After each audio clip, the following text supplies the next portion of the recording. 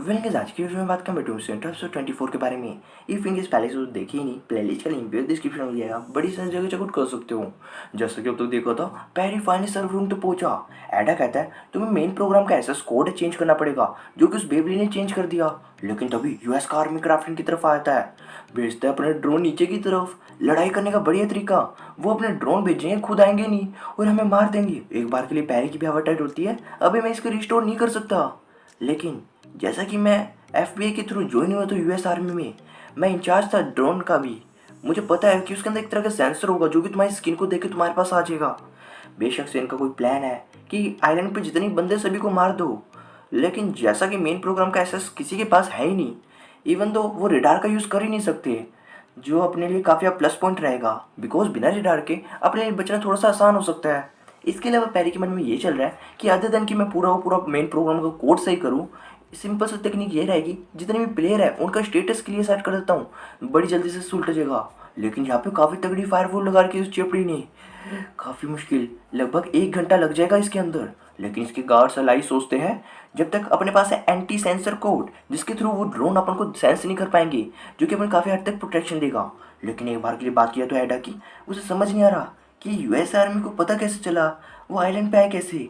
अगर वो आए हैं तो उसे पता चल गया होगा पैरी के बारे में और बेशक से उसे मारने के लिए जाएंगे।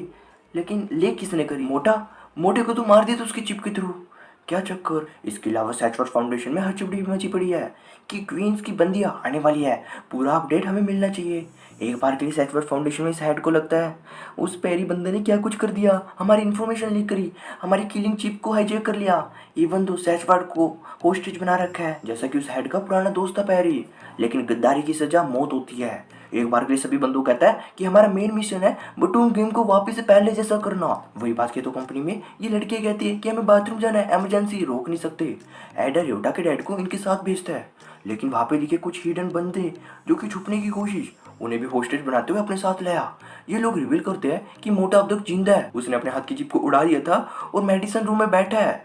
पर बात किया तो पैरी की, इसके लिए हैकिंग करना काफी मुश्किल हो चुका हो। इतने में वो बंदे भी 8 नए ड्रोन नीचे की तरफ भेजते हैं। उन्हें पैरी के बारे में तो पता है, लेकिन उन्हें ये नहीं पता कि पैरी के साथ उसके 2 बंदे भी हैं जो कि इसकी प्रोटेक्शन कर रहे हैं। ड्रोन नीचे की तरफ आया लड़की के पीछे से होते हुए, लेकिन इसे सेंस नहीं कर पाया बिकॉज इसने ये एंटी सेंसर कोड पा रखा था। बच्चों की वही कंपनी में एडा सभी होस्टेजेस को 2 ग्रुप में बांधता है, एक लड़कियों वाला ग्रुप, एक लड़कों वाला ग्रुप। इवन दो दोनों ग्रुप में से 2 जने चकता है, 2 लड़कियां जो कि ऑपरेटर है, 2 बंदे जो कि इंजीनियर है। फिलहाल कहता है कि इस कंट्रोलर रूम जहाँ पे अपन ने होस्टेज बना रखे सभी बंदों को, ये से भागने के सिर्फ 2 ही रास्ते हैं, ये तो एलिवेटर के थ्रू भाग सकते हैं या फिर पैडियो के थ्रू, और मैं चाहता हूँ कि तुम उसे प्रोटेक्ट करो। इसके अलावा इन दोनों को 2 गन भी देता है ताकि कोई रास्ते में आए तो उसे शूट कर देना। हाँ, एक शातेदारी प्लान और कि अगर कोई भी लड़की वाला ग्रुप पंगे लेने की कोशिश करे बंदूक के साथ ज़्यादा ही, तो मैं सभी की सभी लड़की को मार दूंगा बिकॉज मेरे पास किलर चिप का हाईजैक कर रखी है। इवन लड़के वाले ग्रुप कोई पंगा लेंगे तो सभी लड़कों को मार दूंगा। दैट इज टोटली अनफेयर, लेकिन ऐसा करना बनता है, जिसने मजबूर कर दी इन दोनों ग्रुप को एडा की बात मानने के लिए, अदरवाइज खुद मर जाएंगे। इन द सिमिलर मैनर एक ग्रुप जाता है पैडियो की तरफ और दूसरा जाता है एलिवेटर की तरफ। रियोटा के डैड भी काफी खुश होते हैं, अरे ये तूने कैसे किया, वो अपनी बात मान रहे हैं, क्राइम में आपा को भी सपोर्ट कर रहे हैं, तभी तो पहरेदारी देने के लिए बाहर की तरफ खड़े। अरे बेबले, अपने पास किलिंग चिप्स का कंट्रोल है, अपन ने धमकी दी कि अगर तू पंगे वगैरह लेंगे तो अपन तुझे उड़ा देंगे, और जैसा कि नमूना पहले ही देख चुके हैं, अपन इतने बंदों को मारा है ना, जैसे कि वो सिक्योरिटी गार्ड, तो डर के सब काम बनता है। जैसा कि वो ड्रोन पैरी के सर्वर रूम के पास आया, दिख तो नहीं रहा, शायद से अंदर हो सकता है, मुझे अंदर जाना चाहिए, तो भी पीछे की तरफ से राइफल के थ्रू अटैक करते हुए लड़की ने मारा। ऊपर की तरफ एक और ड्रोन था, उसे भी शूट करती उसका पैराशूट, 2 को मार दिए। देखते हैं और क्या बचा है। मिलिट्री वाले प्लेन में इस बंदी की हवा टाइट, अबे ये सब कैसे हुआ, मैं तो सीधा सीधा अंदर जा रहा था, मुझे राइफल की आवाज़ सुनी। बेशक वहाँ पे कोई और तो है। एक बार के लिए इसके हेड को भी लगता अजीब, अरे एक प्रोग्रामर के पास राइफल कैसे आएगी, कोई उसे गार्ड कर रहा है या फिर कोई कंट्री उसे सपोर्ट कर रही है। हाँ, धोखा देके दूसरी कंट्री में भागा, और ये कंट्री वही हो सकती है जो कि अपन उसको धोखा देने पे तुली है। समझ गया सारी कहानी में। पर बात किया तो इस बंदे की जिसकी हवा चाहिए थी, उन लोगों ने मेरा ड्रोन फूंक दिया, एक राइफल की आवाज़, क्या चक्कर, मैं उन्हें छोड़ने वाला नहीं हूँ, मैं फिर से बैटल फील्ड में जाना चाहता हूँ। एक स्पेयर ड्रोन अपने पास पड़ा है, एक और ड्रोन लेते हुए नीचे की तरफ गया। लेकिन इस बार एक टोपी वाला बंदा भी उसे मदद करने को, बस इसका रोबोट इस पैराशूट से निकल जाए जिसके ऊपर उस लड़की ने गोली मार के गिरा था, निकल गया। लेकिन नीचे की तरफ ड्रोन आने पे उस पर फिर से गोली। अब पता चला उसने मुझे हमला करके मारा कैसे। उनके पास एक एंटी सेंसर कोट है। फिर से देखने की कोशिश, दिखी लड़की अटैक करा। एक बार की लड़की अपने सबॉर्डिनेट को कहती है, अबे मुझे आगे बचा, पैरी को छोड़। सिमिलर मैनर वो भी आया एंड पैरी कंटिन्यूसली हैकिंग करने की ट्राई। इस बार शायद से कुछ जुगाड़ हो जाए।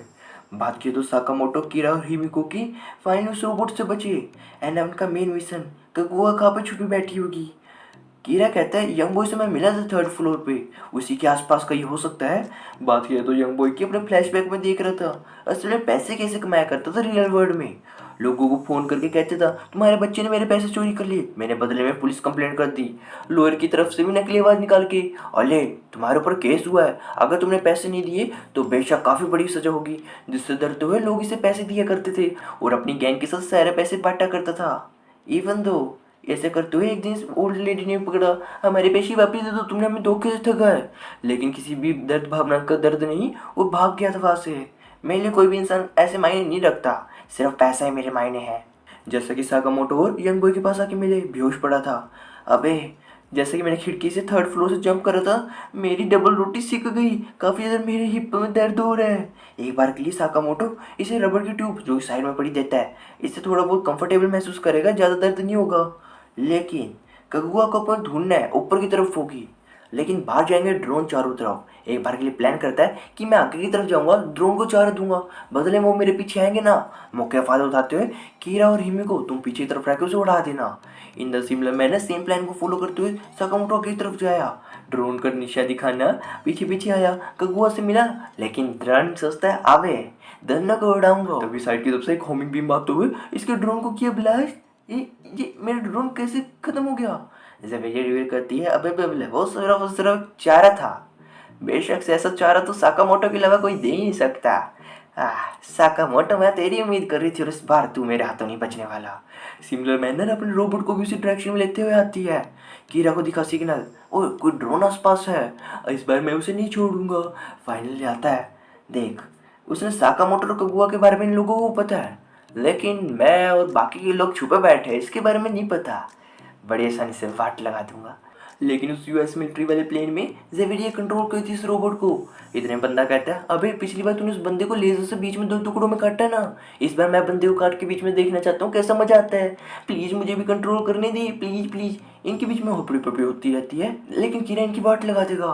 अब देखने वाला बनेगा क्या ये चिरकुट सा बच्चा इतने बड़ी रोबोट को कैसे सुलट लेगा, जिसके अंदर एक लेजर बीम है जो कि बंदे को बीच में से काटने का हौसला रखती है। सरप्राइजिंग। देखना बनता अगला एपिसोड, चल जाएगा मेरे चैनल पे। तब तक के लिए बाय बाय।